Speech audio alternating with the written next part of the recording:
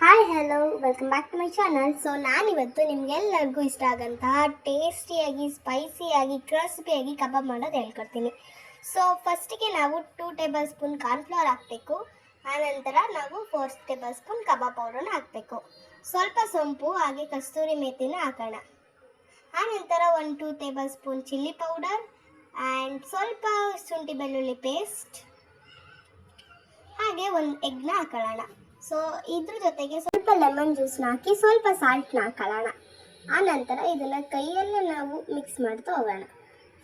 So ನೋಡ್ತಿದ್ದೀರಲ್ಲ ಯಾವುದೇ ಥರ colour ಬಳಸ್ತೀವಿ, ಎಷ್ಟು ಕಲರ್ ಆಗಿದೆ ಅಂತ. ಸೊ ಇದಕ್ಕೆ ಸ್ವಲ್ಪ ಚಿಕನ್ನ ಅಪ್ಲೈ ಮಾಡೋಣ. ನಮ್ಮ ಕ್ವಾಂಟಿಟಿ ಏನಿದೆ ಸೊ ಅಷ್ಟು ಚಿಕನ್ನ ಆ್ಯಡ್ ಮಾಡೋಣ. ಚಿಕನ್ನು ಚೆನ್ನಾಗಿ ಅದ್ರ ಜೊತೆ ಮಿಕ್ಸ್ ಮಾಡಿ ಒಂದು ಹಾಫ್ ಆನ್ ಅವರ್ ಅದನ್ನು ಫ್ರೀಸ್ ಮಾಡೋಣ. ಆನಂತರ ಇದನ್ನು ಕಾಯ್ದಿರೋ ಎಣ್ಣೆಗೆ ಒಂದೊಂದಾಗಿ ಹಾಕ್ತಾ ಹೋಗೋಣ. ಸೊ ನೋಡ್ತಿರ್ಬೋದು, ಇದು ಚೆನ್ನಾಗಿ ರೋಸ್ಟ್ ಆದ ನಂತರ ನಾವು ಅದನ್ನು ತೆಗೆದಿಟ್ಕೊಂಡ್ರೆ ನಮ್ಮ ಕಬಾಬ್ ರೆಡಿ. ಕರ್ಬೇವಿನ ಸೊಪ್ಪನ್ನ ಆಯಿಲ್ಗೆ ಹಾಕೊಂಡ್ರೆ ಸೊ ತುಂಬಾ ಕ್ರಿಸ್ಪಿಯಾಗಿರೋ ಕಬಾಬ್ ರೆಡಿ.